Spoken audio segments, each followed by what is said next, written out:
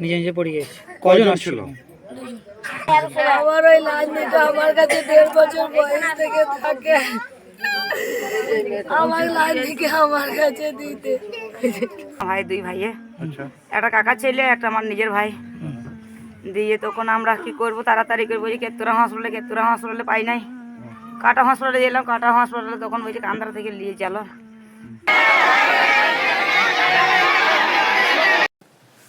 শ্বশুরবাড়ি থেকে বাড়ি ফেরার পথে মর্মান্তিক পথ দুর্ঘটনায় প্রাণ গেল সালারের গোলহাটি গ্রামের যুবকের। গুরুতর জখম অবস্থায় চিকিৎসারত আরেক যুবক।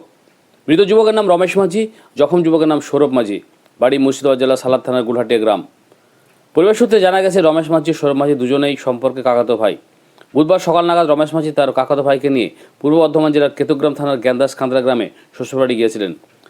বিকেলের নাগাদ বাইক নিয়ে ফেরার পথে গ্যান্দাস খান্দ্রা এলাকায় বাইক নিয়ন্ত্রণ হারিয়ে উল্টে গিয়ে গুরুতর জখম হয়ে পড়েন দুই ভাই। স্থানীয়রা ঘটনাস্থল থেকে উদ্ধার করে চিকিৎসার জন্য স্থানীয়টি হাসপাতালে নিয়ে গেলে কর্তব্যরত চিকিৎসক কিছুক্ষণ চিকিৎসা চালানোর পর উন্নত চিকিৎসার জন্য মহকুমা হাসপাতালে স্থানান্তর করেন। শেষমেশ বর্ধমান হাসপাতালে চিকিৎসা চলাকালীন বৃহস্পতিবার সকাল নাগাদ রমেশ মাঝির মৃত্যু হয়।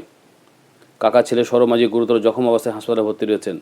এদিকে ময়নাতদন্তের পর বৃহস্পতিবার রাত্রি 8টা নাগাদ রমেশ মাঝির দেহ বাড়ি ফিরতে শোক নেমে আসে পরিবার সহ গোটা গোলহাটি গ্রাম। সন্ধ্যে 7টার সময় খবর পাই, বলছে পুলিশে তুলেছে, তোমার ভাই দেখি অ্যাক্সিডেন্ট হয়ে যায়। তোমার ভাই, দুই ভাইয়ে, একটা কাকা ছেলে, একটা আমার নিজের ভাই। দিয়ে তখন আমরা কি করবো, তাড়াতাড়ি করে বলছি কেতুরা হসপিটালে পাই নাই। কাটা হসপিটালে গেলাম, কাটা হসপিটালে তখন বলছি কান্দারা থেকে নিয়ে চলো। কাটা হসপিটালে যেই পৌঁছাইলো নিয়ে চলে গেলাম বর্ধমান। আর একে কাটা হসপিটালে ভর্তি করলাম। যার মাথা ফেটে গিয়েছে, যে চালাইছিল বাইকটা, তার মাথা ফেটে গিয়েছে, তাকে কাটা হসপিটালে ভর্তি করলাম। আর আমার ভাই একবারে অজ্ঞান। আমার ভাইয়ের কোনো সান ছিল না, কোনো কথা ছিল না। কান্দারা থেকে ভাই আমার একবারে মুখ দিয়ে নাক দিয়ে রক্ত পড়ে একবারে ফ্যামিলি কেটে পড়েছিল গো। দিয়ে যাওয়ার পরে এটা আমরা তো এখানে ছিলাম না, শ্বশুর বাড়িতে ছিলাম মনে করেন। দিয়ে যখন খবর দিল আমাদের কিনে, আমাদের ছোট বউ বলছে দিদি তোমার ভাই অ্যাক্সিডেন্ট করেছে। আমি তখন বলছি কোথায় বলছে কেতুগ্রাম। ওরা তো সঠিক খবর বলতে পারে নাই যে কান্দারাতে না কেতুগ্রামে। আমাদের বলছি কেতুগ্রামে, আমাদের কেতুগ্রাম বাড়ি। দিয়ে তখন আমি দৌড়ে দেখতে এলাম কেতুগ্রাম হসপিটালে, দেখলাম আমার ভাই নাই। আমি আবার ছুটে বাড়ি এসে ফোন করছি, বলছি তাহলে কান্দারা লিয়ে টলি চলে গিয়েছে। কাটা ছুটে এলাম, কাটায় দেখতে পেলাম না। তখন গাড়ি পেছিয়ে আছে, কাটাতে কান্দারাতে আছে। তারপরে গাড়ি গিয়েছে, আমরা আধ ঘন্টা কাটাতে আছি। তারপরে গাড়ি গিয়েছে, গাড়ি যেয়ে তখন আমার ভাইকে নামাইছে। তখন আমার ভাই দেখছি একেবারে মরার মতন পড়ে আছে।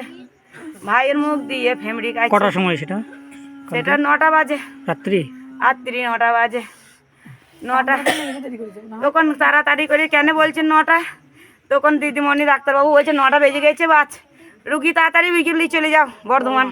তার জন্য আমি বলছি 9টা, ভাই আমার হাতে ঘড়ি তো ছিল না, তাড়াতাড়ি নিয়ে চলে যাও, এই রুগী বাঁচানো খুব সিরিয়াস ব্যাপার আছে, তাড়াতাড়ি তোমরা গাড়ি করো, দিল্লি চলে যাও।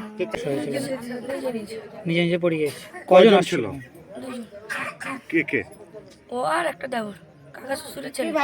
দিয়ে তারপরে আমি ওই এরকম অবস্থা খারাপ, আর ওর মাথা ফুটে গিয়েছে, ভুলভাল বকছে, কাটা হয়েছিল। আর ওকে বর্ধমান চালান তারপরে আমার ওই লাইনটা আমার কাছে 1.5 বছর বয়স থেকে থাকে। আমার লাইন থেকে আমার কাছে দিতে আমাদের আর